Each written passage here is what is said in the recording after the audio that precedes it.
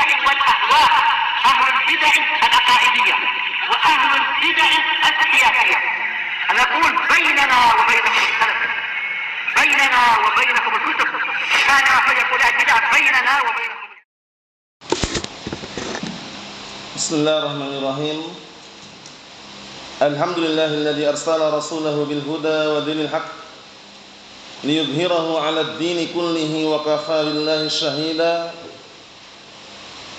أشهد أن لا إله إلا الله وحده لا شريك له إقرارا به وتوحيدا، وأشهد أن محمدا عبده ورسوله صلى الله عليه وعلى آله وسلم تسليما مزيدا لا نبي بعده. إخواني في الدين، أعزني وأعزكم الله جميعا barakallahu fikum. Kita lanjutkan bacaan terhadap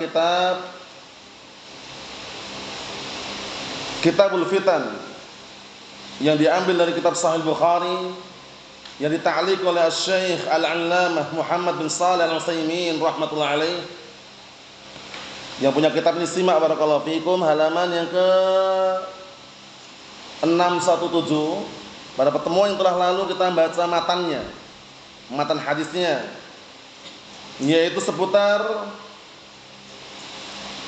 dua orang yang sedang baku hantam, masing-masing membawa senjata, baik itu pedang, tembak, pisau atau semisalnya. Kemudian dua orang ini punya keinginan saling membunuh. Nah, ini nanti ancamannya diperhatikan baik-baik. Al-qatil wal maqtul finnar. Yang membunuh dan yang dibunuh di neraka. Akhirnya sebagian sahabat protes, "Ya Rasulullah, hadzal qatil faman balul maqtul?" Wahai Rasulullah, ini pembunuh jelas di neraka, tapi kenapa yang dibunuh kok di neraka? Ternyata bagaimana kok bisa di neraka? Kana harisan ala qatli sahibi. Dipahami baik-baik itu. Dahulu orang yang terbunuh itu punya keinginan kuat untuk membunuh saudaranya. Hanya saja dia enggak mampu terbunuh duluan. Jadi pahami ya? Nah, pada pertemuan yang telah lalu kita simpulkan, suatu niatan jelek, jahat, kalau dia belum menempuh sebabnya, maka masih diampuni. Jadi pahami? Masih diampuni dia. Tapi kalau udah punya keinginan jahat dan jelek tapi menempuh sebabnya hanya saja enggak berhasil, paham ya? Itu dihukumi seperti pelakunya. Jadi pahami? Nah, cuman dia karena punya niatan jelek tadi itu ya tetap dihukumi apa? Jelek. Mungkin dapat dosa yang dosanya tidak sebesar yang pertama. Dan tidak sebesar yang apa? Yang kedua tadi. Terbedakan ya, yang pertama orang itu punya niatan ingin berbuat kejelekan, tapi dia belum menempuh sebabnya. Otomatis niatan tadi tetap dinilai jelek, tapi masih diampuni. Jadi pahami ya? Nah, tapi kalau sudah punya niatan jelek dan melakukan sebab hanya saja enggak berhasil, maka hukumannya seperti pelakunya. Jadi pahami ya? Nah, dia punya niatan ingin mencuri. Perhatikan. Tapi enggak menempuh sebabnya. Hanya punya niatan ingin mencuri, niatan yang jelek. Niatan yang jelek, niatan yang jahat. Belum melakukan sebab sama sekali. Itu masih toleransi itu. Tapi udah ada niatan ingin mencuri, sudah bawa tangga, sudah apa barakallahu fiik, bawa palu untuk membuka gembok kotak amal misalkan, enggak berhasil. Ternyata kotak amal gemboknya apa? Pakai kode. Gembok model baru. Paham ya? Semuanya serba kode itu. Paham ya? Sehingga sulit dibuka. Akhirnya enggak berhasil dia. Sudah menempuh apa? Sebab. Dosanya seperti pelaku yang mencuri kotak amal tadi itu. Yang mencuri apa? Nah, barakallahu fiik, isi kotak amal tersebut. Karena tujuan dia ingin mencuri uang yang ada dalam kotak amal, cuman enggak berhasil, sudah menempuh sebab. Nah, dosanya seperti pelakunya. Bisa dipahami? Contoh yang lain biar antum tambah paham. Orang punya keinginan ingin berzina. Afwan ya, ini contoh biar antum mudah memahaminya. Dan dia hanya punya keinginan tapi belum sempat melakukan sebab, maka masih toleran dia. Bisa dipahami? Tapi kalau dia udah melakukan sebab, chattingan, SMS, video call, nelpon, ternyata gagal nggak berhasil. Hukumannya seperti orang yang sudah berzina, bayangkan itu. Karena sudah menempuh sebab. Ya, tawar menawar, ngajak diri itu lewat HP, SMS, chattingan, berarti sebab dia lakukan, ya kan? Cuman belum berhasil gitu loh. Sudah pahami? Nah, ini perhatikan, dua orang ini sudah bertemu, saling baku hantam dia. Yang satunya menghunuskan pedang, satunya bawa pisau. Paham ya? Kemudian yang si A tadi dibunuhlah sama si B. Paham ya? Nah, ternyata si B bisa menangkis. Perhatikan baik-baik ini. Akhirnya si A barakallahu fiik terbunuh duluan. Paham ya? Jadi antara si A si B ini sama-sama bawa pedang, baku hantam. Paham ya? Kemudian si B punya keinginan kuat untuk membunuh si A. Ternyata si A itu pandai dia main pedang. Kemudian apa? Barakallahu fiik, si B ini dibunuh sama si A. Sekali tebas putus kepalanya misalkan. Akhirnya bagaimana akhirnya? Akhirnya barakallahu fiik, di sini pembunuh juga di neraka, yang dibunuh juga di neraka. Karena si B ini awal mulanya punya keinginan kuat untuk membunuh si A. Cuman enggak berhasil. Jadi pahami? Nah, kita lanjutkan dia tambah jelas. Qala Asy-Syaikh Muhammad bin Shalih Al-Utsaimin, yang punya kitab disimak ya, 617. Huna qala Al-Bukhari wa ta'ala fi tarjumah. Di sini Imam Bukhari mengatakan dalam terjemah biografi atau dalam mukaddimahnya itu, idal taqal muslimani bisayfihima. Penting ini. Apabila dua orang muslim bertemu, berjumpa dengan membawa kedua pedangnya. Berarti dua-duanya muslim ya. Karena ini kaitannya tidak terlepas dari kisah tragedi fitnah antara para sahabat waktu itu. Perang apa? Perang Jamal. Perang apa lagi? Perang Siffin, ya kan? Perang Jamal, perang antara kubunya Ali bin Abi Thalib dengan kubunya siapa? Aisyah Ummul Mukminin. Ditemani juga Thalhah bin Ubaidillah sama siapa kemarin? Zubair bin Awam. Mafhum? Terjadi pada tahun berapa? 36 Hijriah atau 35? 36 ya. Nah, kemudian perang Siffin, barakallahu fiik, antara kubunya Muawiyah bin Abi Sufyan dengan kubunya siapa? Ali bin Abi Thalib. Terjadi pada tahun berapa? 37 Hijriah. Mafhum? Itu fitnah semua itu. Dua-duanya masih mukmin. Dua-duanya muslim. Enggak boleh antum kafirkan itu. Paham ya? Wa in ta'ifatani minal mu'minina iqtatalu. Minal mu'minin. Sudah paham ya? Perangnya karena fitnah. Nah, kita lihat. Walabdul hadis, dan lafaz hadisnya idza tawajjahal muslimani bisayfayhima. Na'am. Artinya sama. Apabila dua orang muslim saling berhadapan, tawajjah itu berhadapan. Tawajjah artinya apa? Berhadapan. Bisayfayhima, dengan kedua pedangnya. Ini jangan sampai dipahami cuma pedangnya ya. Pedang, senjata, pisau, tombak, panah sama aja. Paham ya? Nah, kayu masuk kayu. Masuk enggak kayu? Masuk enggak? Bawa saling bawa kayu sebagai hantam, masuk enggak? Masuk juga. Batu masuk. Intinya senjata. Paham ya? Yang dia akan gunakan untuk baku hantam antara mereka berdua. Mafhum? Nah, kita lihat. Wal makna wahid, maknanya satu. Mau idal taqa, idal tawajjah artinya sama. Bertemu, berjumpa. Biasanya kalau orang bertemu berjumpa itu saling berhadapan wajahnya, ya kan? Tawajjah. Nah, makanya wajhun, wajah ini dinamakan wajah karena apa? Menghadap.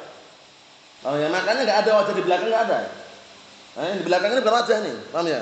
Paham ya? Kalau misalnya ada wajah orang di belakang terbalik itu berarti. Apa ya? Nah, tawajjah karena saling berhadapan. Wajhun. Paham? Nah. Kita lihat, qala Nabi sallallahu alaihi wasallam fakilahuma min ahlin nar. Berkata Rasulullah SAW, disimak baik-baik itu, maka kedua-duanya min ahlin nar, termasuk penduduk neraka, yakni al-qatil wal maqtul. Dua-duanya di neraka, bayangkan. Yang membunuh juga di neraka, yang dibunuh juga di neraka. Nah, dikondisikan. Yang terbunuh tadi juga di neraka, yang membunuh juga di neraka. Kenapa yang terbunuh kok di neraka? Karena dia awal mulanya punya keinginan kuat untuk membunuh tapi dia tidak mampu. Mafhum? Nah, ini hukum akhirat memang luar biasa ya. Nah, dan tidak ada hukum yang lebih mulia, yang lebih sempurna, yang lebih indah melainkan Al-Qur'an dan As-Sunnah. Ingatnya itu keyakinan Ahlus Sunnah wal Jamaah. Jangan pernah meyakini ada undang-undang dasar bikinan manusia lebih sempurna, jangan. Itu keyakinan taghutiyah kufriyah wal iyad billah. Paham ya? Meyakini ada hukum, ada undang-undang yang lebih sempurna, yang lebih indah daripada Al-Quran Sunnah, itu keyakinan kufur. Hati-hati itu. Makanya Ahlussunnah tidak ikut pesta demokrasi. Demokrasi itu demokrasi. Demonya orang gila, orgil. Paham ya? Nah, tahu crazy-nya tuh? Gila. Bahasa Inggris itu. Paham ya? Bukan bahasa Jawa ya. Nah, demonya orang gila. Hati-hati. Demokrasi kata mereka akan melahirkan barakallahu fiik, orang-orang yang berwibawa, kata mereka. Itu versi yang bohong. Hati-hati. Demokrasi itu akan melahirkan apa? Orang-orang yang berhukum selain Al-Quran dan As-Sunnah. Satu. Kedua, demokrasi tidak pernah melahirkan orang yang paham tauhid. Mana ada demokrasi melahirkan orang yang paham tauhid? Gak ada. Yang mereka pahami dari rakyat, oleh rakyat, kembali ke rakyat kalau jujur orangnya. Kalau rakyat sipilnya banyak yang korupsi, apalagi kalau jadi pejabat itu loh, ya kan? Nah, barakallahu fiik. Datang bantuan 10 bungkus Indomie. Seharusnya sampai ke rakyat sipil. Yang sampai ke rakyat sipil cuma 8 bungkus Indomie, yang 2 dikorupsi. Ini istilahnya apa? Ungkapan untuk mempermudah aja. Paham ya? Nah, demokrasi sistemnya seperti itu. Hati-hati. Nah, tidak akan terwujudkan demokrasi tanpa adanya pemilu. Pemilu bahasa Arabnya intikhabat. Asy-Syaikh Abu Abdurrahman Yahya bin Ali Hajuri asbahullah pada beberapa waktu yang lalu, belum lama itu, ada pertanyaan yang diajukan dari ikhwah Indonesiun tentang apa? Intikhabat yang kemarin terjadi itu. Tanggal 14 bulan 2 2024. Kata syekhnya, al-intikhabat muhdatsah dhalalah. Bahwasanya pemilu itu adalah perkara baru, bid'ah, sesat, kata beliau. Wa kullu bid'atin dhalalah wa kullu dhalalatin finnar. Setiap kebid'ahan itu adalah kesesatan dan setiap kesesatan tempat di neraka. Katanya Sunni Salafi, kok ternyata selfie di depan TPS. Allahul musta'an. Tempat pemungutan suara kata mereka, Allahul musta'an. Pulang ada tinta biru di sini. Sudah nyoblos, sudah ngikutin fatwa Dewan Fatwa Al-Irsyad katanya. Hizbiyuna diikuti mana? Katanya menggunakan kaidah apa kemarin? Irtikab akhaf dararain katanya. Daripada kita tidak mencoblos, nanti akhirnya suara kita digunakan orang-orang jahat dan jadilah pemimpin yang jahat, lebih baik kita nyoblos. Jadi kata mereka ini lebih ringan kita nyoblos daripada enggak nyoblos katanya. Ini orangnya enggak paham kaidah fikih. Ungkapan irtikab akhaf dararain ini diterapkan kalau tidak ada solusi. Sedangkan kita ada enggak solusi? Ada. Apa? Enggak usah nyoblos, selesai. Itu solusinya. Enggak ada paksaan. Di sana ada undang-undang ulama namanya batas sekilas itu KUHP. Kitab Undang-Undang Hak Pidana. Tentang memaksa kehendak orang lain. Nah, pemilu itu kata mereka, undang-undang mereka, itu termasuk hak asasi manusia. Milih silakan, tidak ada masalah. Lah kok ada orang maksa? Pak harus milih, Pak. Kalau enggak milih nanti dipersulit. Mengurus surat-surat di kantor katanya. Ini orang yang maksa ini kalau dilaporkan kena pasal dia. Pasal 30 ayat 1 kata mereka. Apa? Paling minimalnya penjara 1 tahun. Yang maksa tadi. Kalau dilaporkan. Ini undang-undang bikinan mereka loh ya. Intinya barakallahu fiik Ahlussunnah wal Jamaah tenang, santai. Kok pestanya enggak ikut tapi hasilnya ikut katanya. Nah, pesta demokrasi, pesta apa? Maksiat mungkarah. Bid'ah, dhalalah. Pestanya kita enggak ikut karena pestanya bid'ah. Bahkan apa? Pesta kekufuran di situ. Syekh Muqbil bin Abdul Wahid rahimatullah alaihi mengatakan ad-demokratiyah taghutiyah. Demokrasi itu taghut.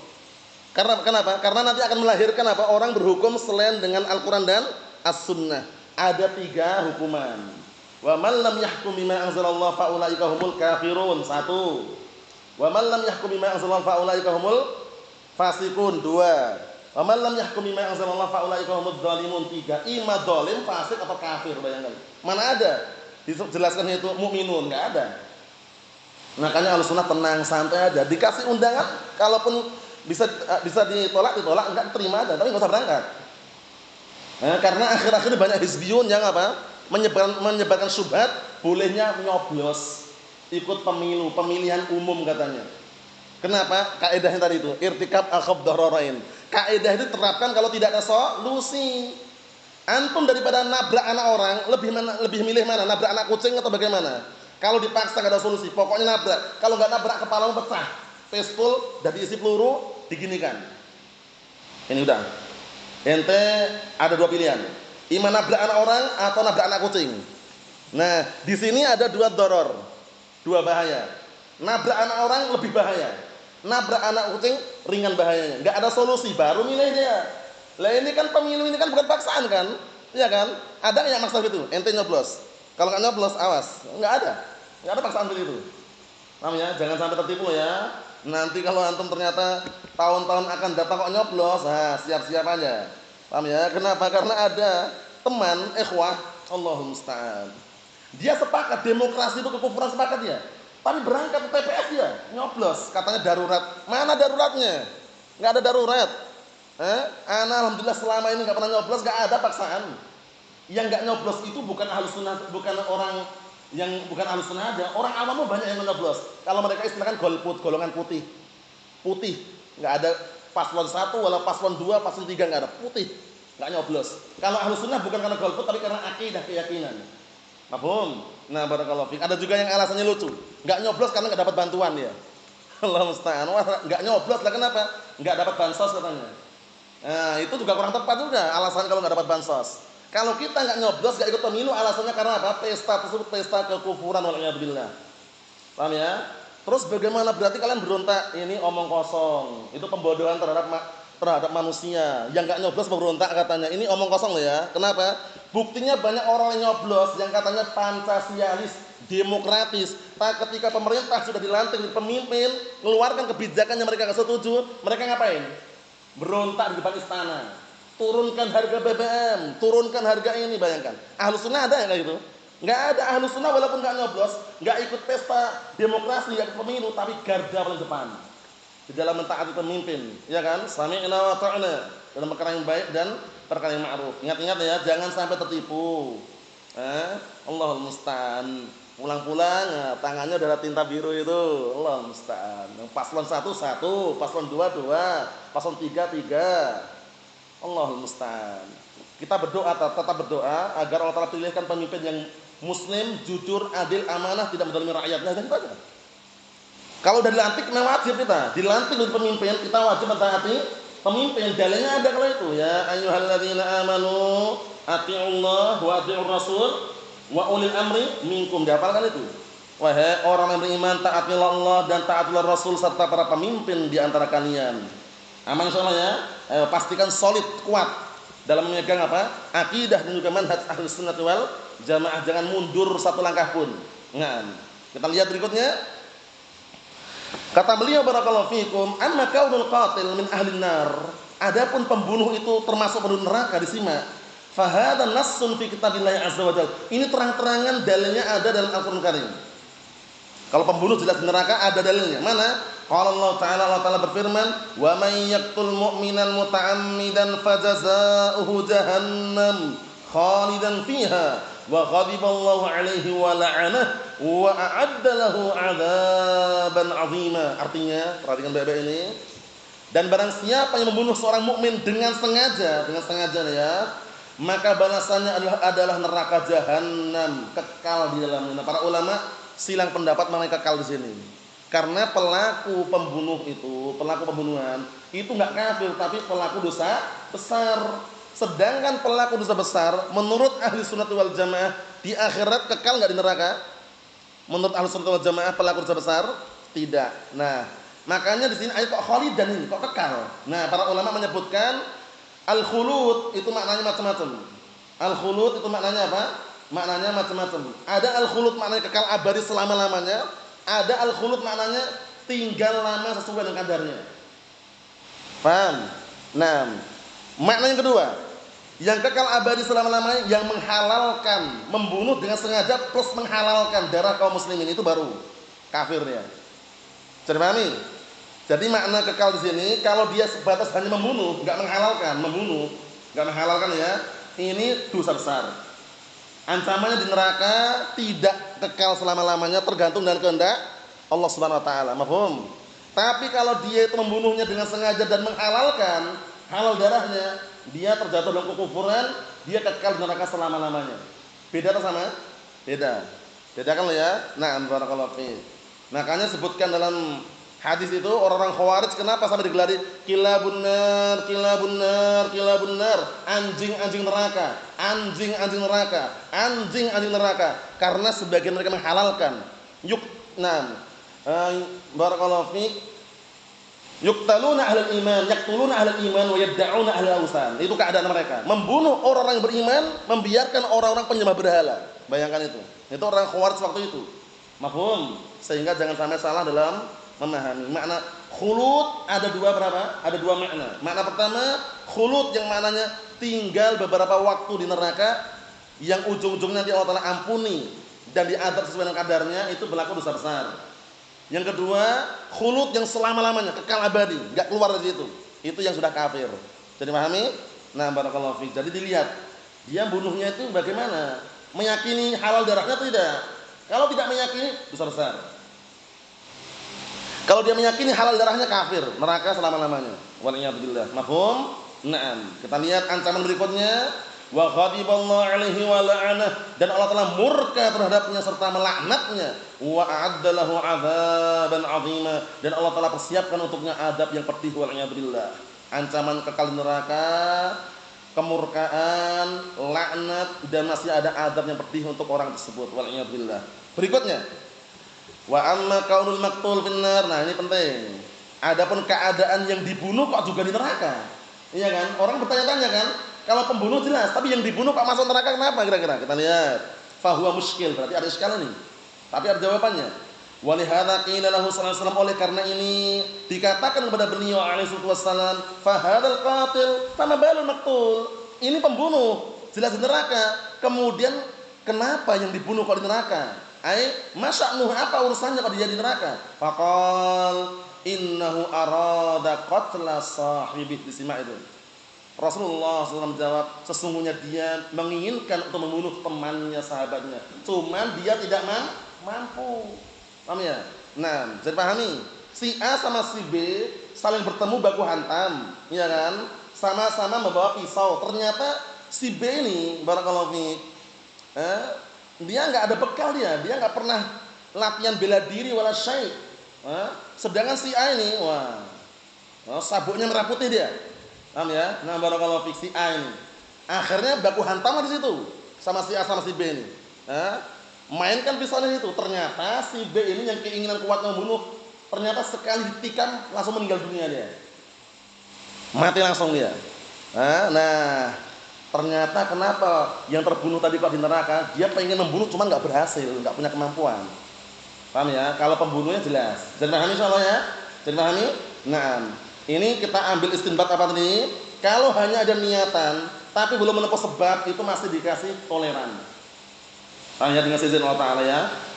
Ada toleran, dikasih apa istilahnya? Ampunan. Tapi kalau sudah merencanakan, menginginkan dan menempuh sebab tapi enggak berhasil, dihukumi seperti pelakunya. Jadi pahami ya? Jadi pahami insyaallah ya? Nah, pelakunya di neraka enggak tadi? Di neraka. Yang kedua ini, yang terbunuh ini di neraka karena juga pengen bunuh aslinya. Mafhum insyaallah? Mafhum? Nah, kita lihat sini. Ana sebutkan satu contoh lagi ya. Si A sama si B punya masalah pribadi dia. Si A sama si B ini. Kemudian si A barakallahu fiik suatu ketika beli racun tikus dia. Si A ini. Diaduklah sama air putih itu. Si A ini ingin membunuh siapa? Si B. Si B ini juga pengennya, si A ini harus dimusnahkan ini. Ternyata barakallahu fiik, ternyata suatu ketika barakallahu fiik, yang tadi air minum yang dikasih racun tadi, tertukar. Tertukar atau sama-sama bawa air minum yang ada racunnya. Paham ya? Nah, ternyata satunya racunnya kuat, satunya tidak kuat. Yang si B yang mau membunuh ini, karena racunnya tidak kuat, akhirnya barakallahu fiik, dia minum racunnya si A, mati duluan. Paham ya? Nah, si A tadi, pembunuh tadi di neraka juga. Si B ini juga masuk neraka. Kenapa? Karena dia pengen meracun si A juga. Cuman tidak berhasil. Racunnya masih apa? Nah, barakallahu fiik, tidak berhasil tadi. Ini sekedar contoh biar antum semakin terbuka. Itu dihindari. Nanti sebutkan dalam kitab Jami' ini, Orang kalau bermusuhan dengan saudaranya jangan pernah mendiamkan lebih dari 3 hari, maksimal 3 hari. Maksimal 3 hari. Punya masalah pribadi dongkol, dongkol atau dongkol antum? Dongkol, gondok, dongkol.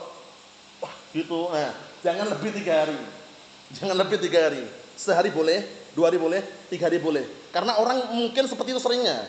Enggak mungkin langsung santai, los jarang. Dongkol dulu.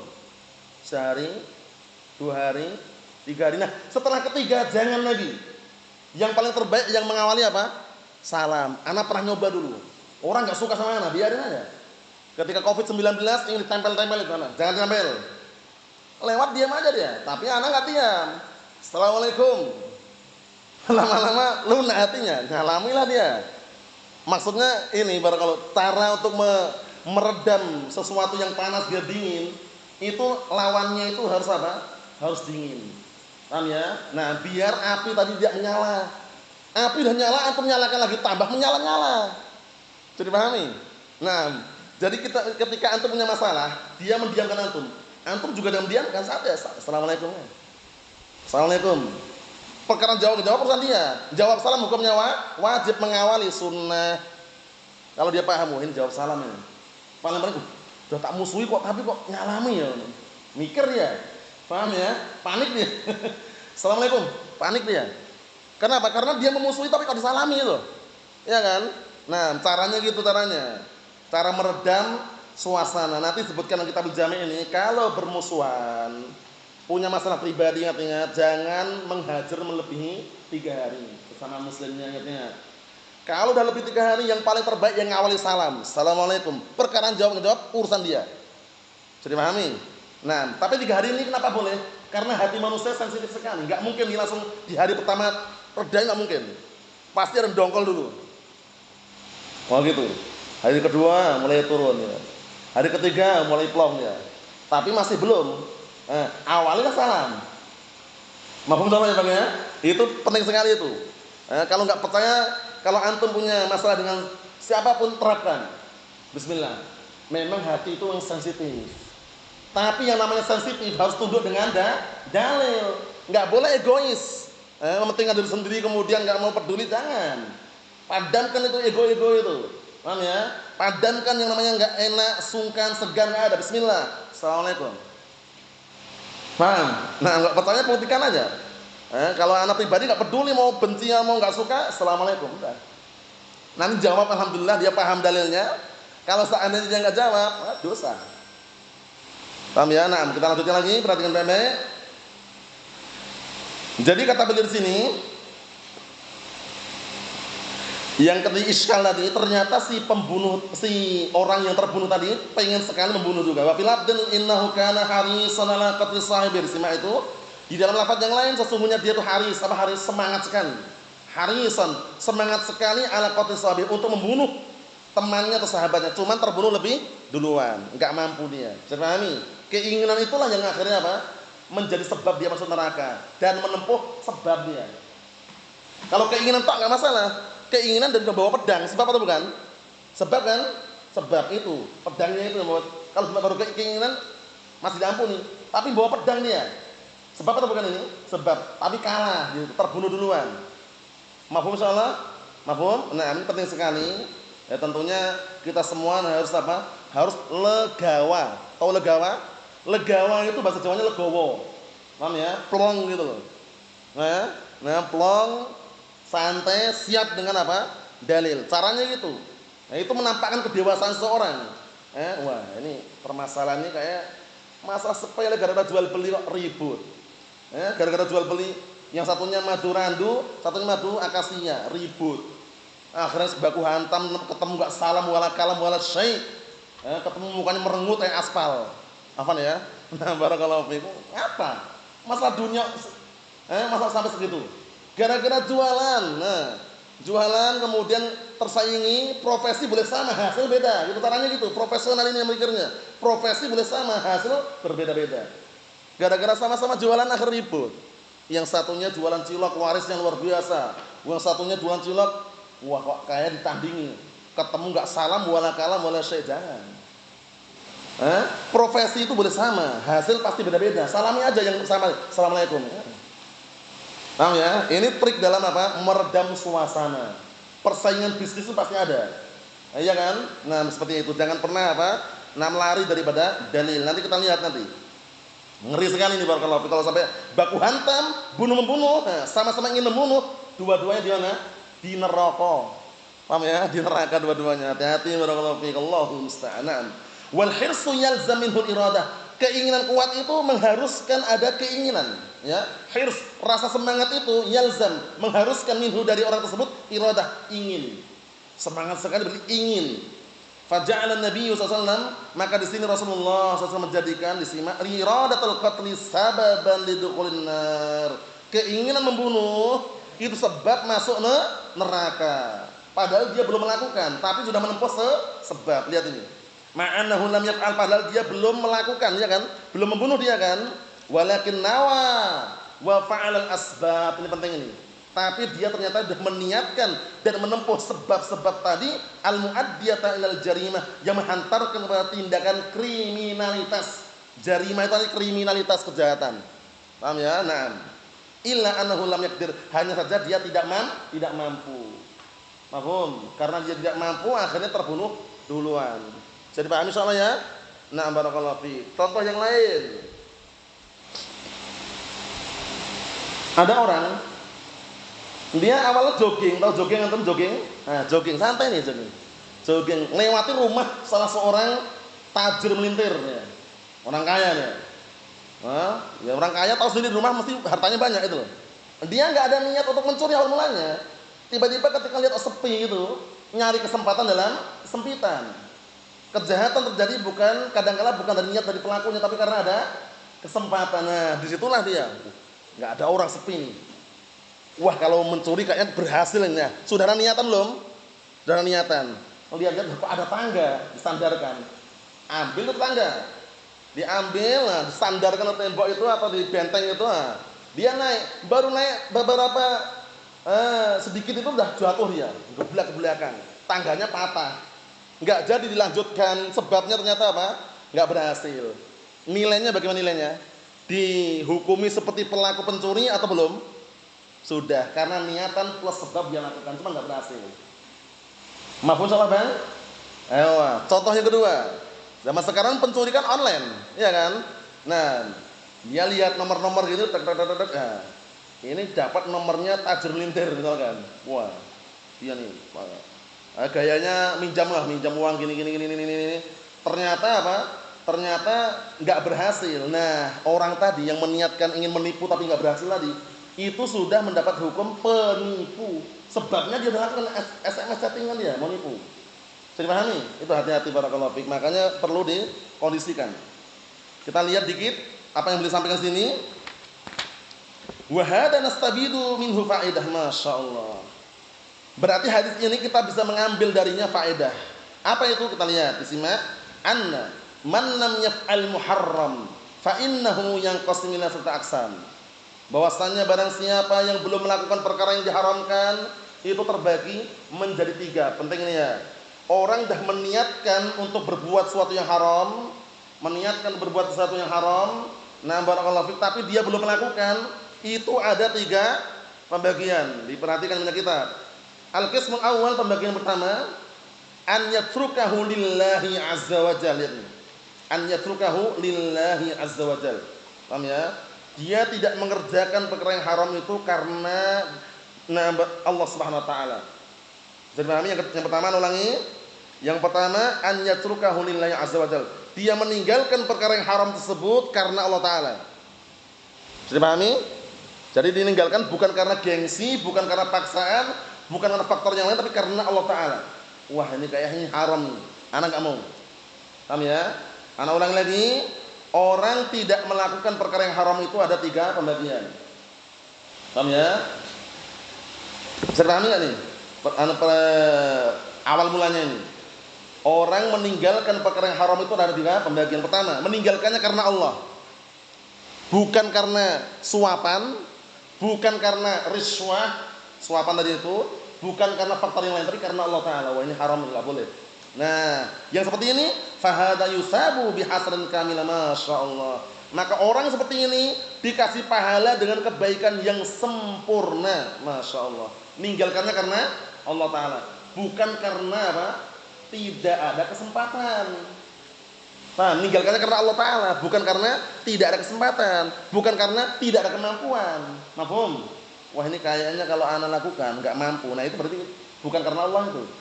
Wah, ini kayaknya enggak ada kesempatan lagi untuk mencuri ini. Berarti dia meninggalkan bukan karena Allah, tapi murni dia meninggalkan perkara yang haram itu karena siapa? Karena Allah taala. Dikasih pahala dengan kebaikan yang sempurna. Kita lihat, li'annahu tarakahu lillahi azza wajal. Dikarenakan dia meninggalkan perkara yang haram tersebut karena Allah taala. Fatarkuhu al-makrun bil ikhlas hasanatun masyaallah.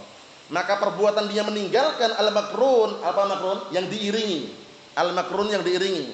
Maka dia meninggalkan sesuatu yang haram tadi, al-makrun, dalam keadaan yang diiringi bil ikhlas, dengan ikhlas, hasanah adalah kebaikan.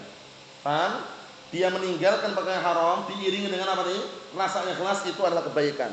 Ini yang pertama. Contohnya biar kita paham, nanti ini penting sekali. Kadang ada faedah contohnya lebih memperjelas lagi. Misal dari contohnya disimak.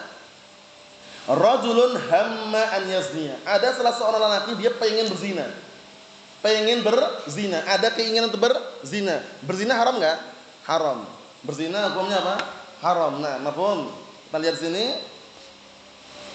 Walakinnahu tarakahu ma'al qudrah alaih. Lihat. Akan tapi dia meninggalkan perzinahan tersebut bersama dia mampu. Kalau untuk berzina mampu dia. Fulus banyak dia. Ya, dia bisa dikatakan pedagang kaya lah dia. Milioner lah, miliarder, jutawan dia. Kalau untuk melihat ke arah harta itu dia mampu, beli perempuan itu mampu dia. Cuma dia meninggalkan karena Allah taala, lihat ini. Walakinnahu tarakahu ma'al qudrah alaih.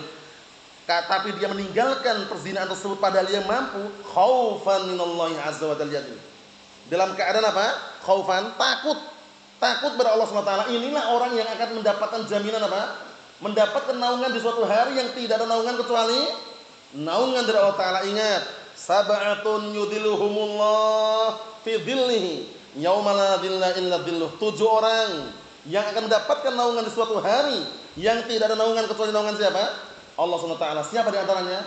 Wa rajulun da'athu imra'atun datu jamalin wa mansibin. Kurang apa lagi? Seorang lelaki diajak berzina oleh perempuan. Perempuan enggak sembarangan, Bang. Perempuannya ini, Bang. Perempuannya punya jamal, cantik, mansib, punya kedudukan. Anak pejabat misalkan. Cantik, udah cantik, anak pejabat lagi. Tapi orang ini enggak mau. Dia mengatakan, "Inni akhafullah." Sesungguhnya aku takut Allah Ta'ala. Nah, ini dijamin apa? Mendapatkan naungan nanti. Karena biasanya kalau orang berzina itu yang ngajak yang laki-laki atau perempuan biasanya. Nah, ini yang ngajak perempuan loh ya. Laki-lakinya sabar, dia mengatakan, "Inni akhafullah." Bayangkan. Luar biasa itu ya. Berarti dia luar biasa, tidak apa? Tidak takhluk dengan apa? Fitnah tadi. Inni akhafullah. Nah, ini nanti di hari kiamat, di pada mahsyar mendapatkan apa? Naungan dari Allah Subhanahu wa taala. Yang di saat itu enggak ada naungan lagi kecuali naungan Allah Subhanahu wa taala. Inni akhafullah. Sesungguhnya aku takut Allah taala. Kata beliau, "Fahada yusabu," maka yang seperti ini dikasih pahala. Meninggalkan perzinahan padahal dia mampu, takut karena Allah taala, maka mendapat pahala. Bal innahu idza kanatil asbab mutawaffirah. Bahkan kalau seandainya dia sudah ada sebab-sebab, sudah ada, terpenuhi, mutawaffirah terpenuhi. Sebab-sebab mutawaffirah terpenuhi. Sebab-sebab sudah terpenuhi, ada semuanya, fa innahu yakunu minas sab'ah masyaallah. Maka sungguhnya ini termasuk dari kalangan sab'ah, 7 orang alladzina yudhilluhumullahu fi dhillihi yauma la dhilla illa dhilluh. Yaitu termasuk salah satu orang yang akan mendapatkan naungan Allah taala di suatu hari yang tidak ada naungan kecuali naungan Allah Subhanahu wa taala. Lihat, sebab sudah ada. Sebab sudah ada, cuman dia tidak mau karena apa? Takut pada siapa? Allah Subhanahu wa taala. Bayangkan itu. Hadis jelas tadi kan? Rajulun da'athu imra'atun dzatu jamalin wa mansibin. Seorang lelaki diajak. Sebab atau bukan, Bang? Diajak itu, Bang. Sebab di depan mata loh. Diajak enggak sembarangan lagi. Bukan laki-laki yang ngajak, perempuan yang ngajak berzina. Paham ya? Perempuannya ini perempuan cantik dan keturunan bangsawan.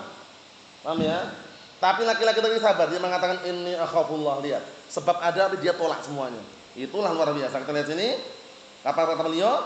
Wa rajulun da'at imra'atun dhatu mansibin wa jamalin faqala inni akhafullah. Yaitu salah seorang lelaki yang diajak perempuan berzina. Perempuan tersebut dhatu mansibin, punya kedudukan, wa jamalin, dan cantik. Faqal, seraya laki-laki tadi mengatakan inni akhafullah, sesungguhnya aku takut pada Allah Subhanahu wa taala.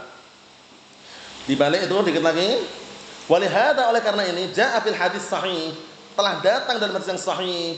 Apa itu lafadznya? Anna, disimak, man hamma bis sayyi'ah falam yakmalha katabahallahu lahu hasanatan kamilah. Masyaallah. Ini cintanya Allah Taala pada hambanya, lihat ini. Apa artinya? Barang siapa yang hamma, apa hamma itu? Berkeinginan kuat untuk berbuat sayyi'ah, apa kejelekan. Ada keinginan kuat untuk berbuat kejelekan, falam yakmalha, tapi dia tidak melakukannya. Dinilai apa itu? Katabahallahu lahu hasanatan kamilah. Ditulis untuk dia kebaikan yang sempurna. Ada keinginan untuk berbuat apa? Jahat, berbuat kejelekan, tapi dia enggak melakukannya. Maka dinilai apa tadi? Ditulis bagi dia kebaikan yang sempurna. Lihat itu. Qala innama tarakaha min jarra'i, ay min ajli. Hanya saja orang tersebut meninggalkan kemaksiatan itu dikarenakan aku, karena Allah Ta'ala. Nah, inilah yang dapat apa? Keutamaan. Mafhum? Naam. Masih panjang ya, insyaallah pada pertemuan yang akan datang kita selesaikan mengenai keadaan orang yang meninggalkan perkara yang haram. Itu ada 3 pembagian ya. Pembagian pertama tidak kita lewati, dia meninggalkan karena Allah, bukan karena jabatan, bukan karena suapan, bukan karena gengsi, bukan karena takut, bukan karena faktor yang lain, tapi karena Allah Ta'ala. Maka jaminannya apa? Pahala, dan akan mendapatkan naungan di suatu hari yang tidak ada naungan kecuali naungan Allah Subhanahu wa Ta'ala. Contohnya orang yang diajak berzina tadi itu. Wallahu a'lam bissawab. Alhamdulillah.